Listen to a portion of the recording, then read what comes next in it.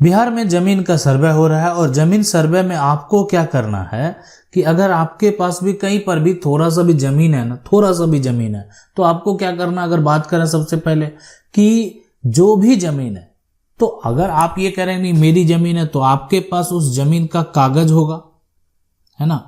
अगर आपके ये हो सकता है कि कागज होगा, दूसरा ये हो सकता है कि यहाँ पर जमीन का जो कागज है वो नहीं है, ये भी हो सकता है। यानी दोनों केस हो सकते, कागज एक तो है, दूसरा कागज नहीं है।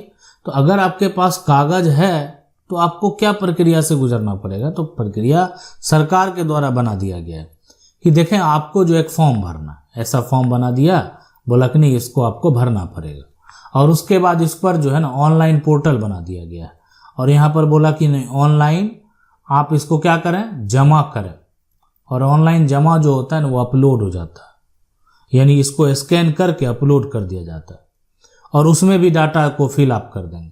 तो ये हो गया कि नहीं ठीक है आप ऑनलाइन जमा करें। दूसरा है कि आप जो है यहाँ पर ऑफलाइन भी कर सकते हैं। तो ऑफलाइन भी करेंगे तो जो उनका कर्मचारी है वो क्या करेंगे, फिर क्या करेंगे, दोबारा ऑफलाइन आपसे लेंगे, आपसे लेकर, है ना, लेकर ये फिर ऑनलाइन जमा कर देंगे। तो ठीक है आपका काम वो कर रहे हैं या आप खुद से कर सकते हैं तो भी अच्छी बात है। लेकिन इसमें स्पष्ट तरीके से बता गया, देखें यहां बता दिया गया कि अपनी जमीन का जो है रकबा, चौहद्दी, खेसरा की जानकारी वो जो आप दे रहे हैं ना स्वघोषणा पत्र, उसमें देना चाहिए आपको, ताकि आपका मान लेते हैं ये जमीन है और ये जमीन जो है कहाँ है, आगे कौन है, पीछे कौन है, उत्तर कौन है, दक्षिण कौन है, इसकी जानकारी कौन देगा।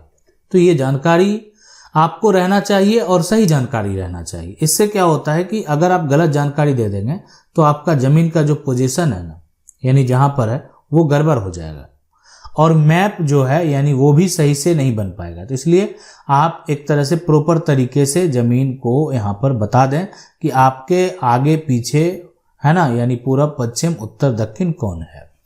जमाबंदी यानी मालगुजारी रसीद का फोटो कॉपी तो देना पड़ेगा। ठीक है, आप जमीन है आपके पास, जमीन आप रसीद कटा रहे होंगे तो उस रसीद का फोटो कॉपी आपको देना पड़ेगा। खतियान का नकल उपलब्ध हो तो देना है। तो खतियान कौन देगा, जिसका जमीन जो है पूर्वज से प्राप्त है, दादा परदादा से वो जमीन को प्राप्त किया है, तो उसके पास तो खतियान होगा, तो खतियान का नकल देगा। जिसके पास नहीं होगा नहीं देगा। तो कहेंगे वो क्या देगा, तो हो सकता है उसके पास और क्या होगा, हो सकता है उसके पास जमीन का रजिस्ट्री हो। ठीक है, तो रजिस्ट्री का नकल देगा, है ना। हो सकता है उसके पास जमीन यानी बंदोबस्त यहां पर से प्राप्त हो, है ना, बंदोबस्त से प्राप्त हो, तो बंदोबस्त का जो नकल देगा, कोई तो नकल देगा। जैसे वो जमीन का रसीद कटा रहा है, किस आधार पर कटा रहा है उसका तो नकल वो देगा। तो वो नकल देना बेहद जरूरी है। अब है कि जो आदमी नहीं है उसके नाम से जमाबंदी चल रहा है, मर गया आदमी, तो मर गया, रैयत जो है वो मर गया, तो अब उसका मृत्यु देंगे प्रमाण पत्र, देखें हमारे पिताजी तो अब नहीं है, अब हम उनके बेटे हैं। तो बेटे हैं अगर आप, है ना, पिताजी की मृत्यु हो गई, हम उनके बेटे हैं, तो बेटे हैं तो उसका आप प्रमाण पत्र देंगे। जिसके नाम पर जमीन का जो यहां पर बात करें ट्रांसफर करना ना, तो वारिस होने का जो है ना आपको एक तरह से प्रमाण पत्र देना है। और वो वारिस होने का प्रमाण पत्र ये होता है कि हम खुद से वंशावली बना कर दे दिए और साथ में आधार कार्ड दे देना। देखें ये जमीन जो है ना हमारा दादा के नाम से पहले रसीद कटता था, हम पोता है, अब तो मेरा पिताजी भी नहीं है और दादाजी भी नहीं है, तो पोता है, तो पोता के बीच में जो है जितना पोता होगा सबका नाम दर्ज हो जाएगा। बंटवारा किए ही नहीं है, बंटवारा करते तो अलग अलग नाम दर्ज होता, बंटवारा नहीं किए, सबका नाम एक साथ दर्ज हो जाएगा। अब कहेंगे को अब यहां पर समस्या होगा, समस्या तो होना ही है, समस्या होना है। बहुत लोग के तुरंत मन में आएगा अरे बंटवारा तो क्या कहते हैं आपस में कर ही लिए थे, कागज अलग नहीं। देखें बंटवारा जमीन करने से मतलब नहीं है, कागज अगर आपके अलग अलग नाम है ना, जमीन आप साथ में ही रखिए, कोई दिक्कत नहीं है।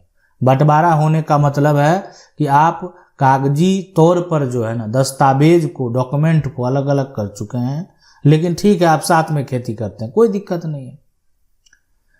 तो यहां पर जो है एक समस्या उत्पन्न होगा, उस समस्या के बारे में भी आपको आगे बताएंगे कि ये क्या समस्या है और कैसे इस समस्या का हल निकाल सकते हैं।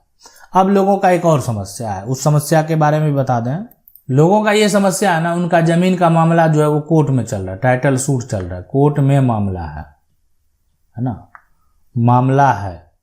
तो विवाद चल रहा है, जमीन का टुकड़ा है, इस पर मान लेते 2 पार्टी केस लड़ रहे हैं, बहुत सारे हिस्सेदार जो है वो पार्टी बने हुए हैं, है ना, तो या अन्य व्यक्ति कोई पार्टी बना हुआ है, तो इसमें जो है ना आपको ये जानकारी दे देना है, यानी आवेदन में ये जानकारी आपको जो है दे देना है कि आपका इस प्रकार का विवाद किसी प्रकार का चल रहा है।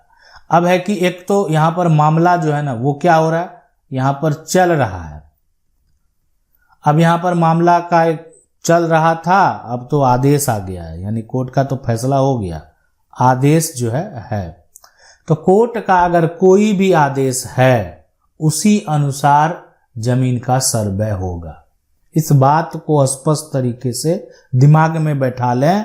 अगर कोर्ट ने कोई भी आपका आदेश एक बार कोर्ट का जो आ चुका है, पहले भी आ चुका, 10 साल हो गया, 15 साल हो गया, कोर्ट का आदेश का जो कॉपी है ना वो आपको देना होगा, और उस कॉपी में जैसा वहां पर दिखाया गया है, जैसा बताया गया है, उसी अनुसार जमीन का सर्वे होगा।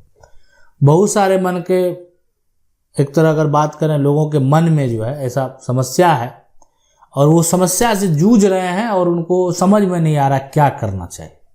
ठीक है, कि आखिर उनके लिए क्या रास्ता है। उनके पास जो कागजात है वो सही से पढ़ा नहीं जा रहा, किसी का कागजात निकल नहीं रहा है, किसी का पुराना कागजात है। उन सभी को क्या क्या करना पड़ सकता है, किस दौर से गुजरना पड़ सकता है, सबका उपाय तो है। तो घबराने की जरूरत नहीं है, यानी जो है आपको पूरा प्रक्रिया बताएंगे कि आखिर और क्या करना चाहिए आपको। यानी अगर आपके पास दस्तावेज नहीं है तो कहाँ जाना है, कैसे निकालना है, क्या करना है। आशा करते हैं वीडियो अच्छा लगा होगा। कानूनी तराजू को अगर पहली बार देख रहे हैं ना तो सब्सक्राइब करके बेल आइकन जरूर दबा लीजिए। मिलते हैं अगले वीडियो में। जय हिंद।